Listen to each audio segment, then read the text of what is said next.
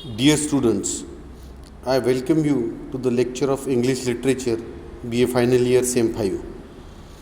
In this video lecture, we are going to discuss about the literary term anachronism. Anachronismचा अर्थ म्हणजे अशी गोष्ट जी इतिहासाच्या मर्यादेच्या बाहेरून घेतल्या गेलेली आहे. उदाहरणार्थ आता जसं 1700मध्ये मोबाईल्स नव्हते. समजा 1700 किंवा 18व्या शतकात जर मोबाईलचा वापर एखादं पात्र करत आहे, एखादं ऐतिहासिक पात्र करत आहे, तर ते इतिहासाला धरून राहणार नाही, कारण तेव्हा मोबाईलचा शोधच लागला नव्हता. क्रॉनिझम म्हणजे इतिहास आणि ॲना म्हणजे त्याच्या विरुद्ध, इतिहासाच्या विरुद्ध. याला म्हणतात anachronism. Anachronism refers to the misplacement of an object or person or event outside of the time period or place to which it belongs. ॲनाक्रॉनिझमचा अर्थ असा होतो की एखाद्या वस्तूची किंवा व्यक्तीची मिसप्लेसमेंट, त्याला चुकीच्या जागी ठेवणे, त्या वेळेत तो व्यक्ती अस्तित्वात नसणे किंवा संबंधित नसणे, किंवा अशी जागा की जी त्या पात्राला संबंधित नाही, त्या नाटकाला संबंधित नाही. जसं ट्विन टावर्स 21व्या शतकात बांधल्या गेल्या, आणि तेच ट्विन टावर्स आपण दाखवतो म्हटलं 17व्या शतकात, 16व्या शतकात. ते झालं ॲनाक्रॉनिझम. सचिन तेंडुलकरचा जन्म झाला आहे आता 20व्या शतकात, आणि तो आपण 17व्या शतकातला हिरो दाखवला, तो झाला anachronism. The origin of the word is from Greek. याचं मूळ ग्रीक शब्दापासून घेण्यात आलेलं आहे. And means against.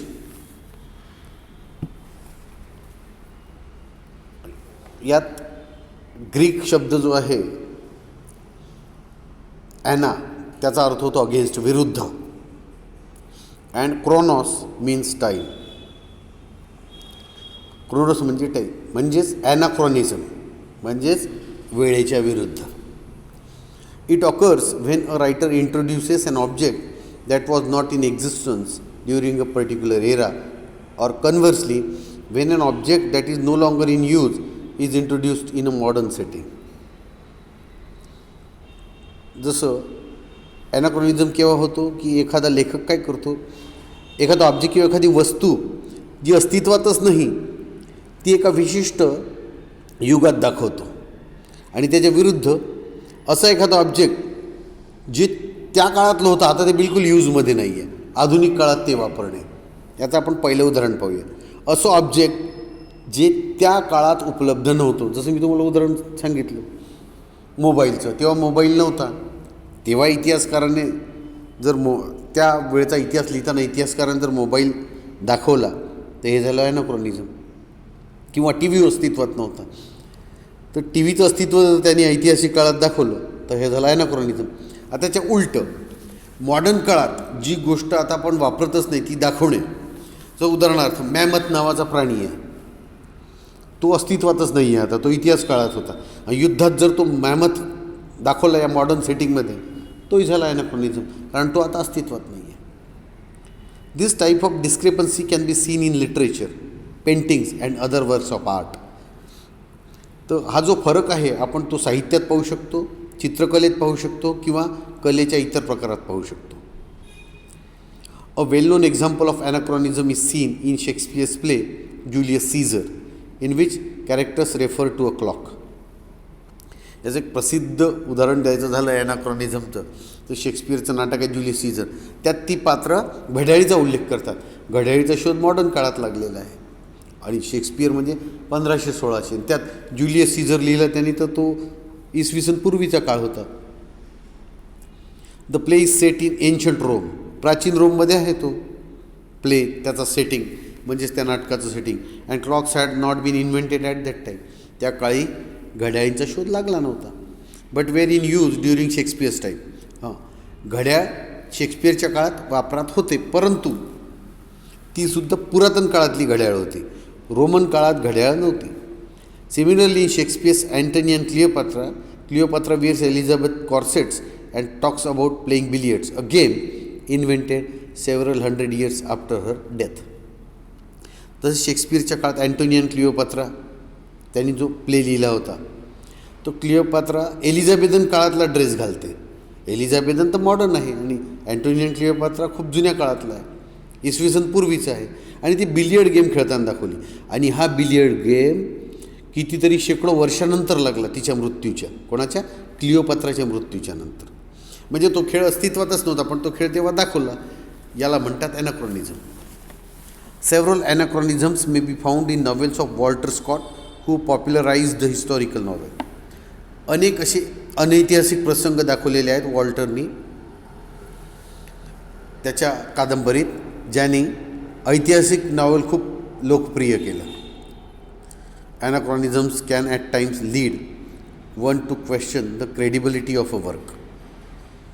तर ॲनाक्रॉनिझम्स कधीकधी काय होतं की तुम्ही जे कार्य केलं आहे, साहित्यिक कार्य, त्याच्या विश्वासार्हतेवर प्रश्नचिन्ह लागतं.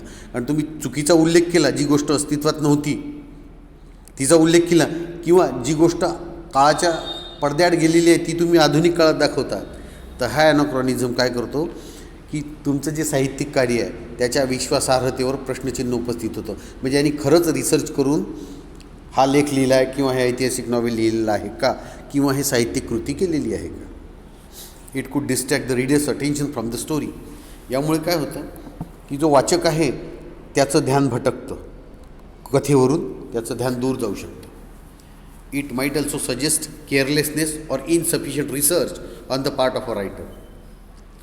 हे काय करतं होतं की अशी सूचना मिळू शकते वाचकाला की हा लेखक अतिशय निष्काळजी आहे आणि यांनी अपूर्ण शोधकार्य करूनच हा लेख लिहिला आहे किंवा ही कादंबरी लिहिली आहे किंवा ही साहित्यिक कृती लिहिलेली आहे. However it can also make the audience relate to the work when used appropriately. कधीकधी काय होतं, जर तुम्ही योग्य उपयोग केला तर प्रेक्षक काय करतो, स्वतःला त्या साहित्यिक कृतीशी जोडून घेतो तो. आता याचं उदाहरण पाहूया. For instance, in Shakespeare's Hamlet the protagonist studies at Wittenberg. शेक्सपियरचा जो हॅमलेट आहे त्यात जो नायक आहे, प्रोटॅगनिस्ट म्हणजे नायक, तो विटेनबर्गला अभ्यास करताना दाखवलेला आहे. The setting of the play is around the 7th century. तर याची जी सेटिंग आहे या नाटकाचं जे बॅकग्राऊंड आहे ते 7व्या शतकातलं आहे. The University of Wittenberg had been founded only in the 16th century. आणि विटेनबर्गचं जे विश्वविद्यालय आहे त्याची स्थापना झाली 16व्या शतकात.